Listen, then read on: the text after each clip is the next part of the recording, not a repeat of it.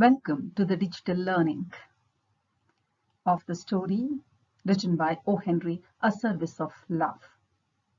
I'm Prasanna Outpikar, Associate Professor in English. A Service of Love by O.Henry is prescribed in the textbook of Language English of first semester students of BCom, B.B.A and B.H.M courses under Bengaluru City University, Bengaluru. This is the video on session 4.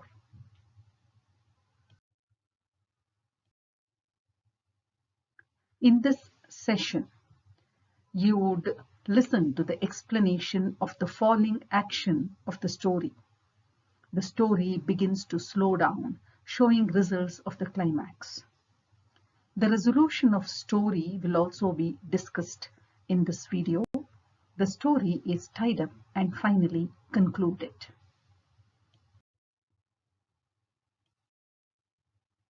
Learning objectives. To know the falling action and resolution of the story, to get acquainted with key thoughts related to social and ethical values, interpret ideas and events, to learn reading of the text with correct pronunciation, stress, pause, and modulation of voice. Session outcomes. At the end of this session, the student would know the story content and structure in depth, role-playing, story analysis and presentation planning, vocabulary and sentence structure.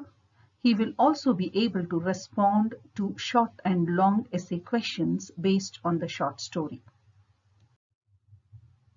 Now let us have a recap of the story, what we had studied in session 2 and session 3. Joe Larabi is an aspiring artist from Middle West who comes to New York at the age of 20 to pursue art.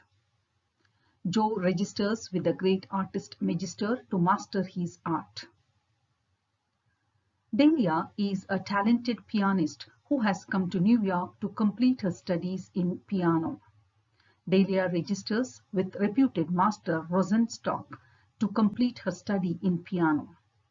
Joe and Delia meet at an atelier, fall in love with each other, and are married soon after. They take up a small, unimpressive, remotely located flat.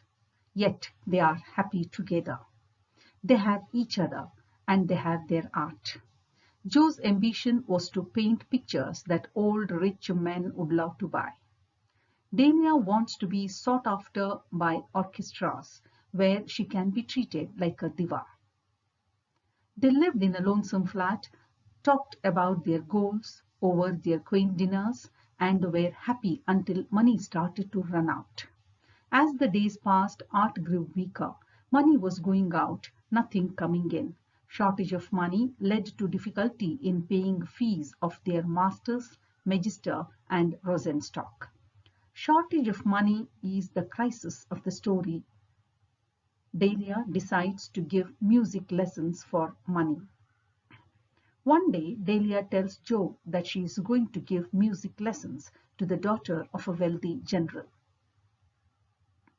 She explains how lovely their home is and how the daughter Clementina is a wonderful girl who always wears white. Joe is upset. He doesn't want her to have to work by putting her music aside. He thinks about quitting his art and getting a blue-collar job. Delia does not agree. Joe hopes someone will buy his sketches that are hung in Dinkle's window. At the end of the week, Delia proudly places her wages on the table, $15 for 3 classes per week. She complains about her student Clementina, saying that Clementina doesn't listen and doesn't practice enough. She also finds Clementina monotonous as she is always dressed in white.